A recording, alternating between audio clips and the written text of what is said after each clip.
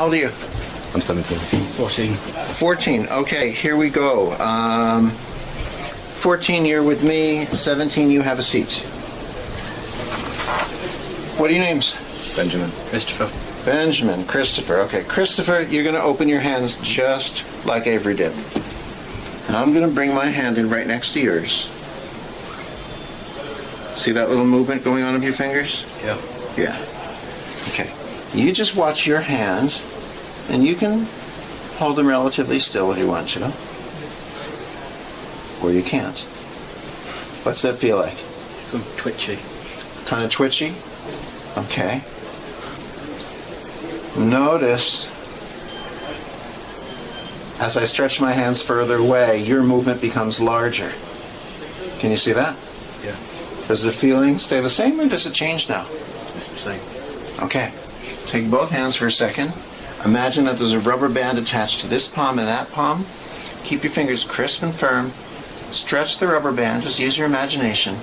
Obviously, the further we stretch a rubber band, the more you feel it resist, right?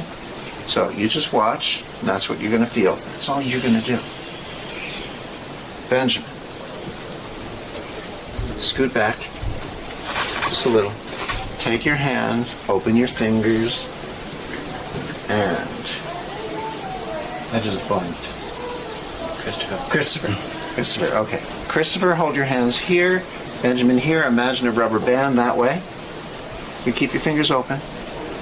While your brother does this, imagine a rubber band connecting your palms. Watch his fingers, watch your brother's fingers as you pull and stretch. Benjamin, what's happening with your hand? Twitching. They're twitching. Are you moving your fingers? Are your fingers moving themselves? Moving themselves. They're moving themselves. What's it feel like? Feels like I'm resisting. Feels like you're resisting? Yeah. Well, do your best to hold your fingers still if you want to. Go ahead, lock them in place. No, I mean hold them still. No, I mean hold them still. Come on, Benjamin, hold them still. Goodness sakes, your brother's 3 years younger than you. Look what he's doing. He's not even touching you. Isn't that cool? Oh my God. Oh my God. Cool. Thank you both for coming up. Thank you very much. What's happening here? What's happening here, I'll sum up in the next 60 seconds before we open to questions, is that Avery and I shared a field of energy, light, and information that the scientists said was not seen here before. Benjamin and Christopher shared that field. I shared it with Christopher first. He felt it. According to at least 6 studies so far on DNA, animal, human, and plant, it restructures our DNA in a way that it raises the level of light that we emit, making it more what the researchers call coherent, which translates into more harmonic. We know today that the model of healing of biochemicals moving throughout the system is pretty much obsolete. We know today that the body heals through a model called the light model, which explains, if you